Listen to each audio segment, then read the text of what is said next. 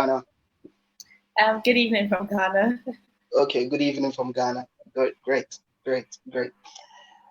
Christine, your story is one that it's absolutely amazing. I've heard so many people talk about it. People say you are able to, get through within a period of 5 years. Others are saying that no, it was 6 years and all that. Our research also tells us that yours is not that story that follows the everyday scenario. It has its own shortcut, it has its own ways and all that. Tell us, Christine, the journey from St. Rose's going to KNUST to practice study land economics. How did you then dive into law? Okay, so good evening to your viewers. Thank you once again for having me on. So, from St. Rose's, I've actually always known that I wanted to be a lawyer. I mean, from childhood, my parents would pick up certain things about me that made them know that that was the path I was going to go. But it wasn't like you say, it wasn't like a traditional lawyer route where I just did law as a first degree and then went on. In St. Rose's, I offered general arts option with geography and economics, and actually went to TED to read land economy. I'd wanted to read law then, but then my dad is one of those very conventional people who always thought that law was a second degree option. So I did land economy as a first degree, and I don't regret doing that because that would open opportunities for me later on. And after I'd done the land economy, I went on to do a Master of Laws in international law and international relations, because that's where my interest was, hoping that I would come back to Ghana to do my law degree at a point. So, from doing my Masters of Law, I got the opportunity afterwards to do my law degree in the UK, which was where I did my Master of Laws in the University of Kent. Mm. And so I did law as a second degree after I'd done a Master of Laws, which is quite not traditional. Mm-hmm. And I studied a 2 year law degree, compressed instead of a 3 year. I finished with it, and I was very fortunate to get a first class law degree. And so that opened me up to get a scholarship to do what they call the bar professional training course Okay. with the Nottingham Trent University in the UK. And so I got that, and I did the bar professional training course for 9 months, and that qualified me afterwards to become a barrister in the UK. Christine, in the UK, normally you have the choice of becoming a solicitor than becoming a barrister. Why did you choose to be a barrister? Unlike Ghana, when you're a solicitor, you are the same type of barrister. So why did you choose to become a barrister over a solicitor? Especially when did you work in the office of the prosecutor? Um, okay, so let me take it from why I chose to be a barrister instead of Okay. solicitor. So I love advocacy. I've always seen myself in court fighting for people's rights. Okay. And so being a barrister appealed to me more. Although in the UK, most people feel discouraged to become a barrister because it seems that you get more opportunities as a solicitor. It's kind of difficult to to be a barrister and then to get opportunities afterwards. So along the line, most of my friends that I knew who all wanted to become a barrister all just went to become solicitors, but I kept to it. And fortunately for me, when I was done, there's something they call a pupillage, which is like a training session for a lawyer before you're fully practicing. I was fortunate to get a pupillage with the Crown Prosecution Service in the United Kingdom. And so that is when I worked with the prosecution office. Wow. Wow. Interesting story you have there. Let's delve into getting into the call to New York bar after being called to the bar UK. that duration, how long did it take you? Is it also another, should I say, non-conventional, like how it's been previously? So it didn't. I mean, in terms of duration, I know for caption's sake, it's easier to say you get called to the bar in 5 years. I got 3 bars, but Hmm. obviously it started from a law degree and then it went on um, like that. And so after I'd become a lawyer in the UK, I practiced as a Crown prosecutor for 2 years, going to court, doing normal litigation, criminal litigation mainly. And whilst I was doing that, I'd always, I don't know where I headed, but I got to know that you could get the New York bar when you're qualified as a UK barrister. So I'd always sort of envisaged doing that because I've always wanted to work internationally, which is where I'm headed. And so when the opportunity came, I applied and I was able to get in. And um, while studying, I had then gained an internship with the International Criminal Court in The Hague, Netherlands. So I did the New York bar in 6 months whilst working full time as an intern with the International Criminal Court. So I'll say what was challenging about it was the fact that I had to do it doing other things as well. And so that's what made it challenging. Wow. But you had a chance of going for 9 months. Why compress for 6 months? Why did you choose 6 months? So I think that was kind of ambitious at the time that I I decided to do the 6 months. I hadn't gotten the opportunity to work with the International Criminal Court then. Mm. Um, yeah, so I just thought that if I was just going to be at home not doing anything, 6 months was enough. But I was fortunate to get the offer at the same time, and it was a once in a lifetime offer, and I wasn't going to let that go. So I said, I'm going to push myself and do Mm. that alongside. So yes, it was kind of an interesting time. I would be biking to work, and I'll be listening to audio lectures, Mm. closing late from work, staying up to study. It came with its sacrifices and the hard work as well. But I'm glad it paid off in the end. Wow.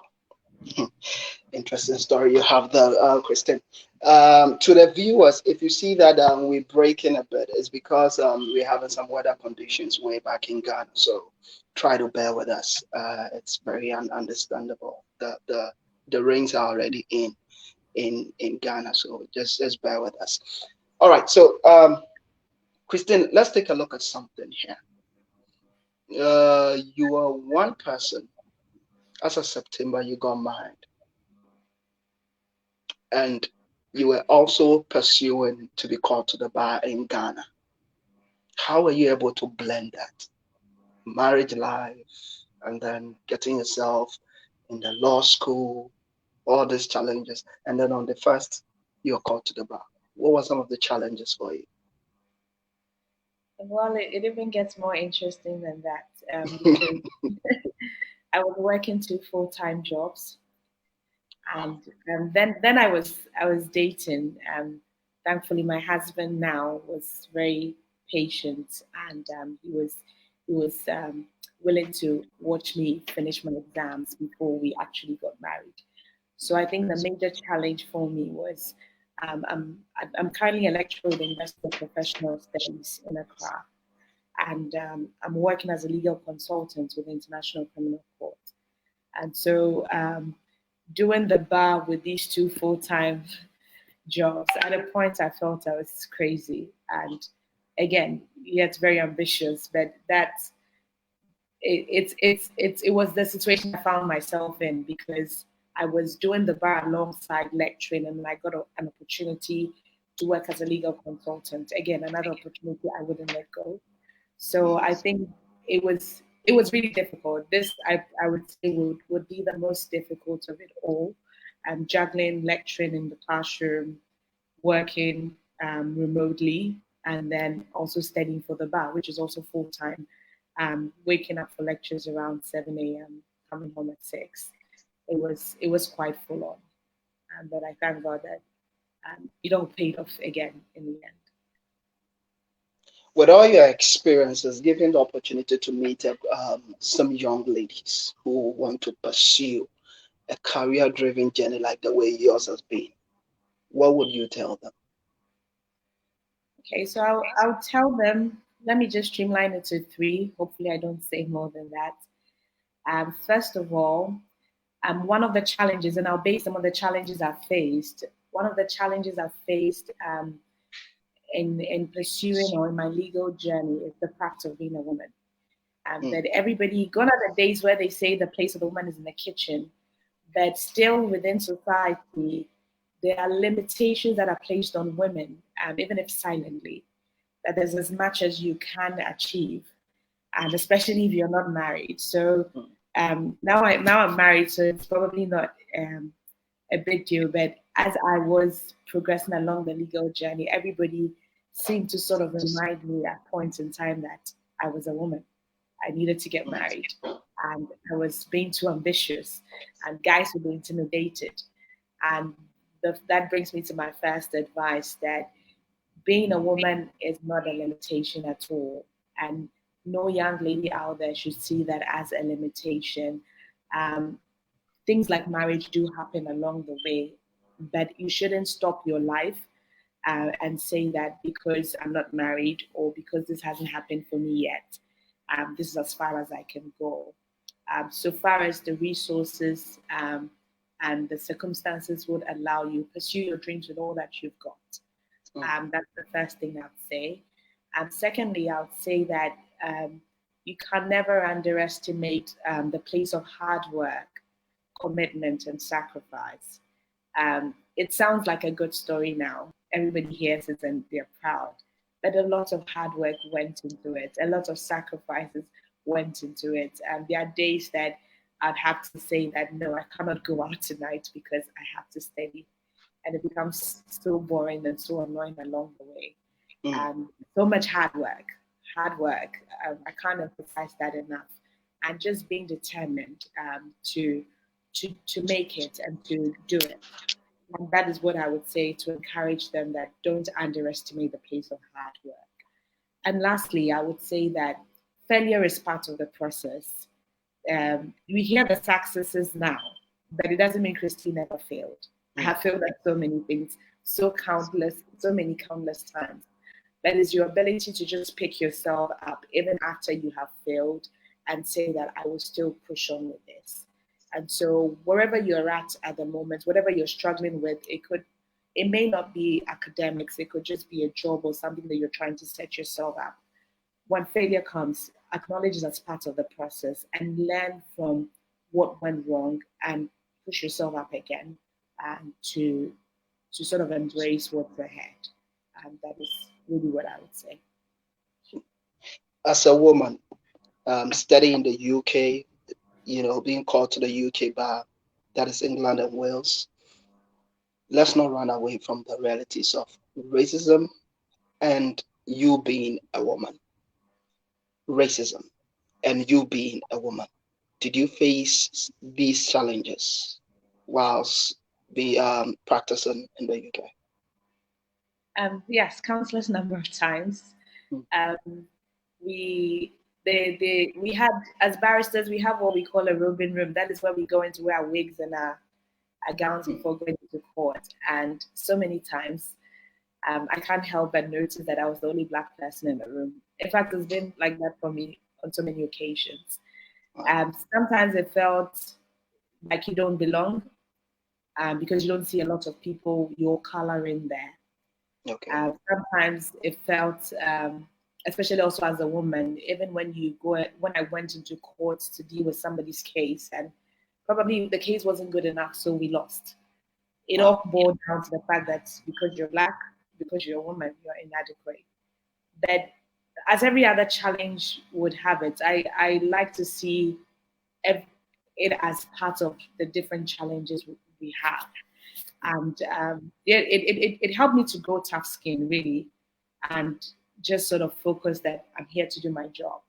And again, being black, being a woman shouldn't be a limitation. And so I pushed past when they can't pronounce your name because it's so strange to them. I pushed past it all and embraced it all, and sort of, just rose up to the occasion when I can, and not let it hold me back. So that's what I would say, that like any other challenge you would have, you see it as an obstacle that you can actually get over it. And so that should not, I never said that because somebody said I was black, I wouldn't come out again, or that would stop me from pursuing my dreams. Because I needed somebody, a young lady now, to see me and to be able to say that Christine made it. She is black, she's a woman. And maybe that is what is inspiring people out there. And that's why this has become it's gone viral. So I need people to believe. And I think that when we put ourselves in places where people can see, as a young girl, I saw Kofi Annan and I said always to myself that if he has done it, I can do it. And so most people who know me personally would say that, oh, I have this dream of becoming a UN Secretary General. But as I grew, I just got to realize that he made me realize that it is possible, um, even as we are, to um, attain all that and be all that God has called us to be. Do you still nest that dream of becoming the UN Secretary General? Um, who knows? I think it's just basically to be in a place where I can support and help other people and sort of make the world a better place. So maybe it may not. It may just be sort of like a symbol of um, what I envisage rather than that specific role. Yes, but who knows? Tell me, what is the difference practicing in the UK and then studying the UK to be called to the UK bar, and studying in Ghana to be called to the Ghana? What is the difference for you? I always say it's difficult comparing because every system has its drawbacks and its positives. And so I find that what makes the UK bar quite challenging is different from what makes the Ghana bar quite challenging.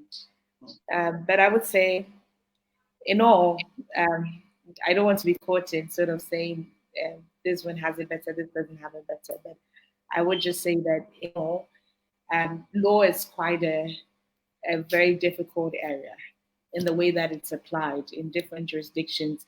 The good thing is we learned from the British, so it's sort of the common law system. So there's not too much difference, but yet the way that it's applied to Ghana in certain areas are different. And so for some of the things I learned, I had to unlearn it in here in Ghana. And so there are differences, but there are similarities as well. Yes. Great, great. Christine, you describe yourself as somebody who always want to care for people. You want to see people happy. During our search, we found out something. Your connection with one lady, Janet Fawcett. We saw you create a fund, a crowd fund, to help. And Christine, why would you embark on such a journey? I mean, that's why we are all here, to help each other. And that's really the mission that we are on here to do.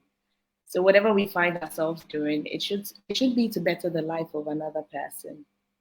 If it's radio, is to put enough information out there to be able to help inspire, help motivate, give enough information, and it is to help the next person. So um, it all really is, I believe, what we've been called to do, and when I see a cause that is worthy to advocate for, um, I push for it. Yes, Let me but say, God richly bless you. The name is Jennifer, so I was a bit confused. The Jennifer Yeah, was yeah, Jennifer Fawcett. Yeah. Yeah, Jennifer is a personal friend as well. And when I heard of her situation, I thought in so many ways that how can I help her? It would not be enough to just donate to her alone. That if people could come on board and if everybody could sort of chip in, we could help save Jennifer's life. And thank God that people rose up to the call. In fact, much more than I had imagined. Even when I was starting it, I thought this would not go anywhere. But thank God that we were able to sort of help her. And Jennifer is alive today. God richly bless your good heart. Michael was on Facebook. Michael is your senior brother, right? Yes, he is. Yes. So Michael was on Facebook, and he has something to say about you. He says, "Congratulations, Christian Ofosu Ampedu, at achieving the triple call to the UK bar, call to the New York bar, and finally the call to Ghana bar. We are super proud of you. Your tenacity, resolve, and fighting spirit is by excellence." Okay. The reason why I raised Michael's post. So for those of you who don't know, Michael is a senior brother to Christine, and he made this post, and I want us to take a picture, just take a look at some of the pictures he posted over there. This is Christine and Patrick, the husband, and we have the next picture. Yes, husband duties. If they don't make the husband take the pictures, they always want you to be the one holding the jacket. We understand. And we have Christine over here. Christine, mom and dad, I presume. The next one. This is Michael, right? Yes, it is. Okay, so this is your dad. Yes. Okay, so let's go to the next one. Christine, this picture. Mark is in your hands. Forgive me, I need to delve a little bit. I've read many posts after you shared your story, being called to order. But there is one element that your brother did indicate that Mark will surely be holding on, be proud of you and all that. Christine, tell us a little bit about Mark. So I'm going to get emotional. But I know. Forgive us. so Mark is my younger brother, 2 years younger than I am, and we are three, two boys and one girl, with me in the middle. Mm. Um, he's he. I don't like to say he was, because then there's a finality to it, but he is such an amazing person. And for my success story, I credit it a lot to my family, the kind of family I found myself in. And because sandwiched in between two boys, my brothers never made me feel that I couldn't do much because I was female. And they are my greatest cheerleaders, and always pushing me to be the best I can. And so, with my excellent spirit and my determination, I get it from a great support system, including my parents who have turned every mountain to do the best they can for me. So far as the opportunity opened up, they say go for it. And so my brothers are just amazing. And unfortunately, and as God will have it, last year, January, um, Mark went home to be with God in a very tragic accident, and that sort of took us all um, by surprise and shattered our world into pieces. Um, yeah, so it's difficult for me, sort of achieving these things that he so much invested into. He paid for my New York bar. It was Wow. actually, he said it was a loan, and then I'll pay him back in the future, but he did pay for it. So seeing the reality of these things and sort of hoping that he was here as well, to sort of celebrate, sort of be with us, and that he's not. It's always that pain that will never go away. That we sort of find comfort knowing that he is with God, and just knowing that he is smiling down on us and he's here and he's also part of the story. Yes. I know you dedicate your success to your family, your husband, and all that, but I want you to be very specific. If I should give me three people you want to dedicate this success story to. Three people. You Outside mentioned your mom and your dad. Outside your in mom and your dad. Three people you like to dedicate this awards to. it will be difficult.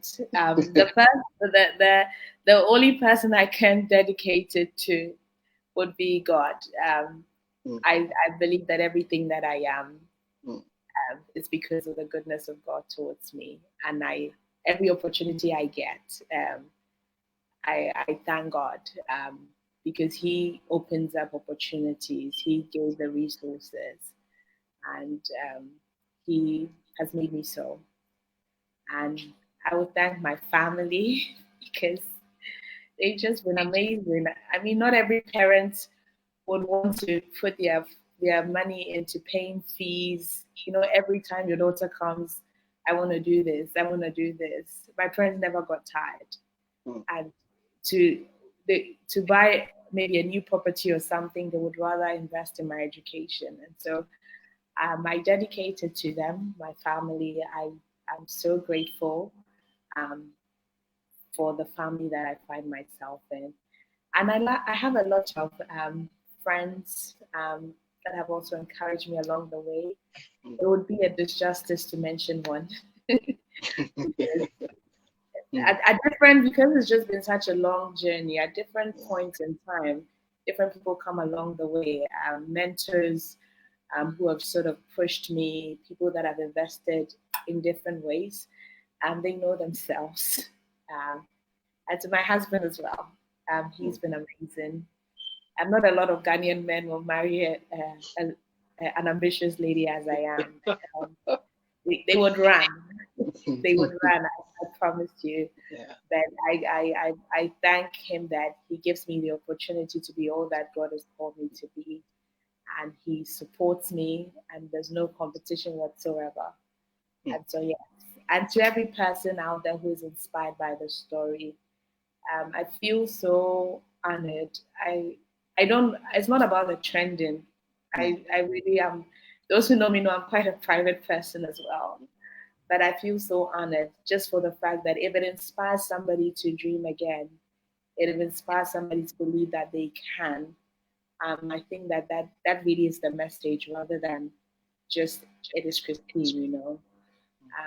So I dedicate it out to anybody out there who is so much inspired, and I hope it propels all of us to excel in whatever areas we find ourselves in.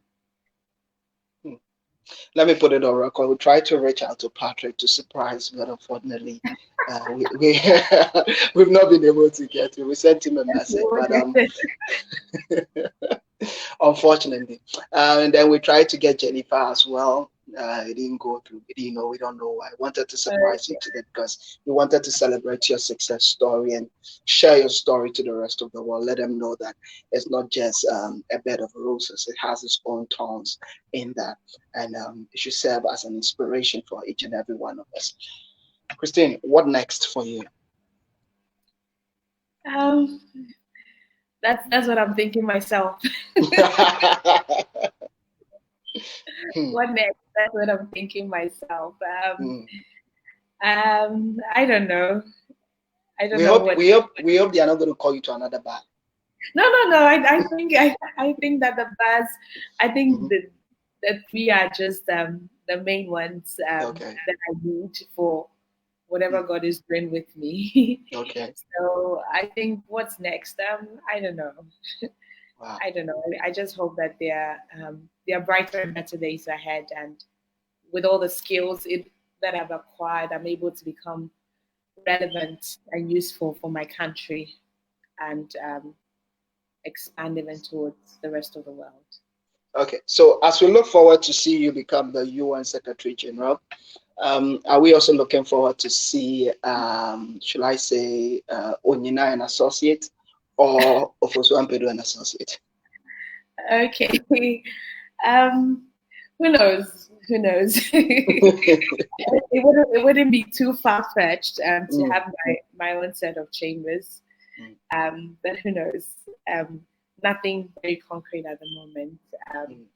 I'm still doing what I'm doing. I'm doing my legal consultancy, lecturing, and who knows? And I'm sure you hear of it if it happens. I'm actually going to be knocking on your door from now till when it happens. Yeah. Okay, okay, And when you become the UN Secretary General, I'll make sure I'll be there at the inauguration. definitely, definitely. I'll be so honored. All right. Christine, thank you so much. So, your time, congratulations. Your Thank you. sacrifices is worth it. And we believe that you're going to climb higher heights. This is not just going to be the end. There is more that we're going to be hearing from you.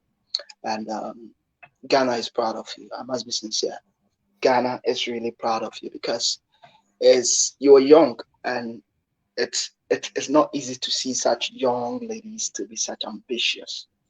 And I know you have your own fears. I know you have your own fears embarking on such journey. But Ghana is grateful. Ghana is grateful because we believe that with all these successes, you are definitely going to represent the country very well wherever you find yourself. We wish you and your husband all the best. We wish you and your family all the best. And would you want to talk about Max, should I say, NGO? Yeah, foundation. Yeah. Thank you so much. So we set up a foundation in memory of my younger brother. It's called the MOAJ Foundation, and most people may have heard about it because we I did call it Mo AJ. MOAJ. Yeah, Yeah. we did a documentary with Joy FM, so most people may have heard about the Mm, story.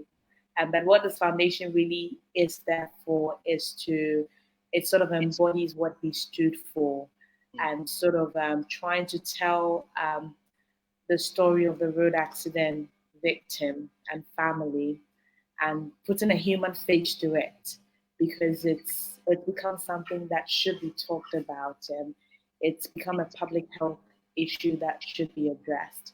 So it's mainly aimed to do that so that we sort of galvanize, what we call it, the people at the top and all the institutions that matter to sort of mm, help us to push this cause. And it's also to also help other people who find themselves in similar situations, relapsing victims, sort of help embody other things like promoting entrepreneurship and education, leadership. Those were the things we stood for. And so we have a page on Facebook and Instagram, and we invite you all to sort of follow us and sort of, if you hear that we are doing something, contribute to it, so that we can help. Never say that it's too far away from you, because, I mean, road accidents is one of those things you don't know what would happen. And so, yes, we appreciate every support. all right. Christine Ofosu Ampadu Esquire. Esquire. Esquire. Says they say, hey, me and Santi, boy, I was here, but what. Back okay. Thank you for your time, Christine. We are Thank you so grateful much. Thank you so and much. such an inspiring story. Thank Such you an so much. inspiring story. And thank you, Donna. I feel so honored. Thank you Wow. so much. Wow. Christine, I'll leave you here. And thank you to our viewers, everybody who is following. We'll be publishing this story in our Ghana website. So those who couldn't watch, you get the opportunity to read the story and understand the story behind the success. It's not just what has been put out there on social media. There is more to it.